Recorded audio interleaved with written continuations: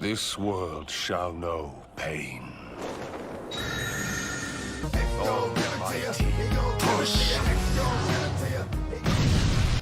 In a humble village in the far Orient, a boy was born with majestic roar of a tiger.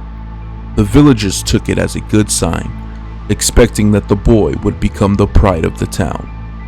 The villagers transferred their high expectation for this boy's supposedly dead father to him.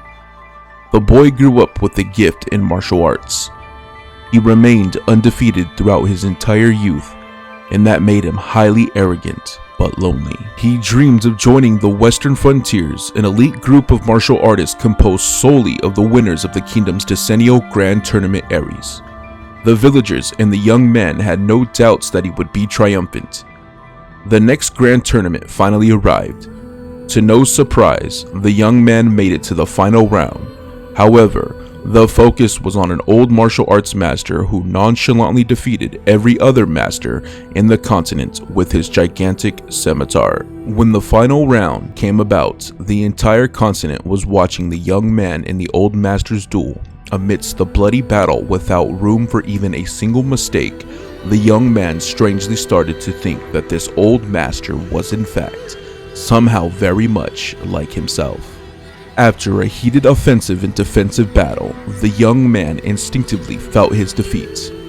He threw a desperate last blow without much expectation, and some kind of odd miracle happened. The old master started vomiting blood, and the young man did not miss that weak moment. The young man claimed the new title of the martial god after winning the grand tournament, and finally joined the Western Union. He just achieved his childhood dream, but he did not feel achieved, he rather felt enraged. The cheers of the audience should have been solely for him, but they all went to the old master who tried his best till the end.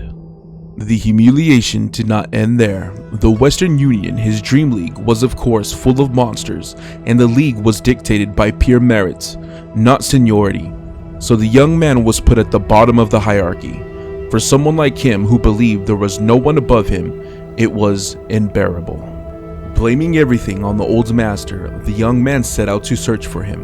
The old man was living in a cave, deep in a mountain. He had withered so much that it was hard to believe he was the same old man who fought him in the tournament. The young man challenged the old master again, regardless of the old man's situation. Yet another bloody duel, but the young man lost again. And again, the young man did not give in, and repeatedly challenged the old master as soon as he finished recovering.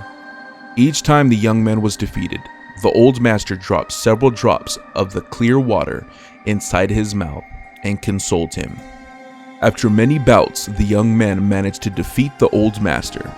The victorious young man expressed his admiration of the old master and begged to be the master's apprentice.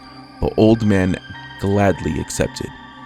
For a short while, the young man was happy for the first time in his life. However, the old man's health suddenly deteriorated, and he died. The death hit the young man hard. While preparing for the funeral, he spotted the martial god's secrets next to the teacher's will. The old master was actually the legendary martial god Hayem. Hayem was supposedly assassinated in the midst of a power struggle after he had climbed to the top of the Western Frontiers group. He was also the young man's presumably dead absentee father. Upon recalling the old master's warmth towards him, the young man could not stop the flow of tears running down his face. The young man finally summed up the courage and confronted the Western Frontiers to defeat his father's old nemesis. He also claimed the crescent blade, the symbolic weapon of the leader of the Western Frontiers. He left the crescent blade on his father's grave and boarded a ship bound to the west with the martial god's secrets. Hayem's legacy lives on.